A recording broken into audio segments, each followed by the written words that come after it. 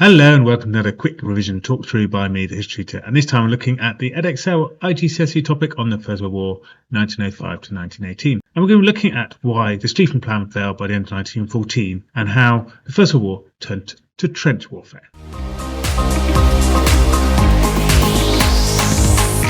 Firstly, what was the Schlieffen Plan? Well, the Schlieffen Plan was the plan of a man called General von Schlieffen, devised in the early 1900s to solve the problem of Germany being encircled by the Franco-Russian alliance. So how did this plan work? Well, firstly, the plan was to attack France first, quickly knock them out of the war before turning back to face Russia. Of course, in 1870, France had been knocked out quite quickly by Germany, so they thought they could do it again. They would attack France through Luxembourg and Belgium, and then encircle Paris in 40 days before going east to attack Russia. Schlieffen believed that France, desperate to get Alsace-Lorraine back after losing it in the Franco-Prussian War of 1870, would attack Alsace-Lorraine first, and that meant by attacking through Luxembourg and Belgium, they could surround the French army and defeat it easily. He also believed that Russia, backward and slow as it was, would take up to 2 months to mobilise its army, giving Germany plenty of time to attack France and in turn to attack Russia. Well, what problems were there with the Schlieffen Plan? Well, number one, the Schlieffen Plan attacked France first. This ensured a larger war if the original conflict involved Russia, like we see the actual war that just develops. So a local war becomes a big European war. Secondly, attacking through Belgium might bring Britain into the war. Britain had a long-standing treaty with Belgium. Thirdly, in 1906, General Monk changed the plan to only invade France through Belgium, Luxembourg, and not through the Netherlands. This reduced the encirclement arc around Paris because Monk wanted to use fewer soldiers and maybe have some in reserve to hold the line against the French or even against the Russians. And then fourth idea here is that Russia lost a war to Japan in 1905. Obviously, Schlieffen wasn't to know the implications of this.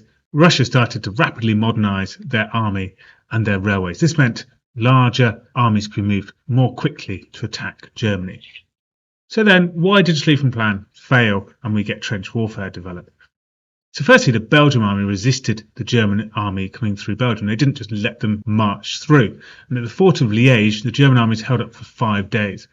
Also, the invasion of Belgium did, of course, bring Britain into the war. They declared war on Germany. And 100,000 professional soldiers of the British Expeditionary Force quickly rallied into France to stop the German invasion, and they held up the Germans at the Battle of Mons.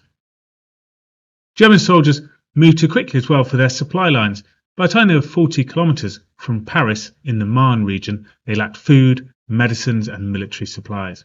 Of course, as predicted from our problems, the Russian army mobilised more quickly than expected. They had more railway lines, a more modern system now than they had before 1905. So it only took 2 weeks, 10 days to start invading Germany. So Germany had to reduce the forces in the west that were attacking through Belgium and send 100,000 soldiers to the east to hold the Russian army that was invading. This slowed the advance through Belgium and weakened the German army. Also, loss of soldiers to fight Russia meant that the arc to surround Paris had to be reduced even further. This meant all German soldiers marched through the Marne and were held up by the British and French soldiers. The Schlieffen Plan obviously was too narrow now. If they had a wider arc, they could have surrounded the British and French army and then pushed on to Paris. So the Schlieffen Plan was defeated at the Battle of Marne. So what happened at the Battle of Marne? So 6 December 1914, the British and French attacked the German First Army under their General von Kluck.